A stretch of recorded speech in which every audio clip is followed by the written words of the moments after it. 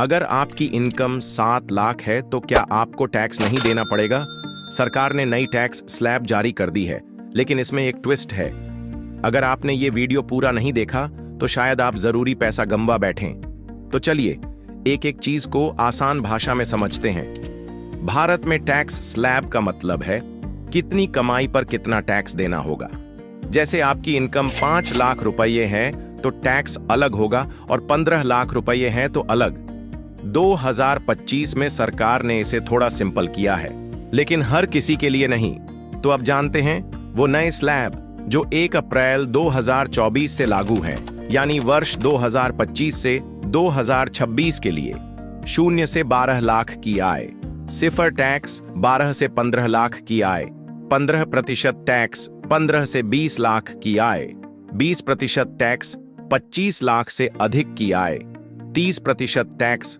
सुनने में आसान लग रहा है, लेकिन असली खेल अब शुरू होता है। सरकार ने एक बड़ा तोहफा दिया है।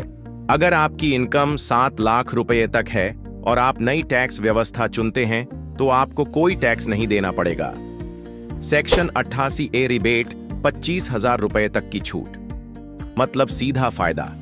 7 लाख रुपए कमाने वाले को 0 टैक्स। साथ ही अब 50,000 रुपए का स्टैंडर्ड डिडक्शन भी मिलेगा, जो पहले नई व्यवस्था में नहीं था। लेकिन रुकिए, नई व्यवस्था सभी के लिए फायदेमंद नहीं है। पुरानी टैक्स व्यवस्था में आपको मिलती है ढेरों छूट।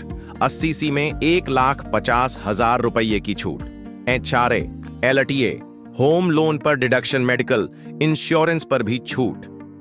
अगर आप ये सब क्लेम करते हैं तो पुरानी व्यवस्था में आपका टैक्स कम हो सकता है। तो आपको सोचना पड़ेगा सिंपल टैक्स या स्मार्ट टैक्स। अगर आपकी इनकम 7 लाख रुपए तक है तो नई टैक्स व्यवस्था बेस्ट है। लेकिन अगर आप इन्वेस्टमेंट करते हैं LIC, PPF, होम लोन आदि में, तो हो सकता है पुरानी व्यवस्था आपके लिए ज्यादा फायदेमंद हो। अगर आप आयकर रिटर्न फाइल हमसे करवाना चाहते हो तो स्क्रीन पर दिखाया गए नंबर पर व्हाट्सएप पर आयकर रिटर्न फाइल लिखकर SMS कर सकते हैं। प्रॉपर्टी को लेकर खास ऐलान, बजट में प्रॉपर्टी को लेकर किए गए ऐलान से भी मध्यम वर्ग को भी राहत मिलेगी। अब 2 प्रॉपर्टी होने पर टैक्स पेयर्स को किसी प्रकार का कोई टैक्स नहीं देना होगा। पहले यह छूट केवल एक प्रॉपर्टी पर ही सीमित थी। सीनियर सिटीजन को मिला यह तोहफा।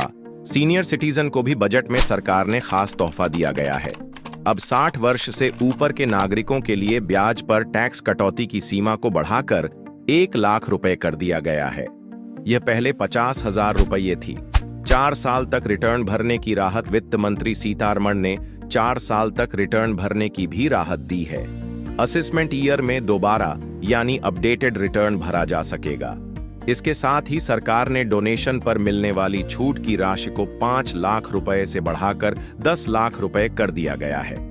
हर साल आप दोनों में से एक चुन सकते हैं, इसलिए समझदारी जरूरी है। तो अब जब आपको पूरी जानकारी मिल गई है तो कमेंट में बताइए आप कौन सी टैक्स व्यवस्था चुनेंगे, पुरानी या नई। वीडियो पसंद आया तो लाइक करें, शेयर करें और चैनल को सब्सक्राइब करना ना भूलें, क्योंकि ऐसी ही ईमानदार और आसान जानकारी हम हर हफ्ते लाते हैं। धन्यवाद। और टैक्स भरने से पहले 2 बार सोचिए।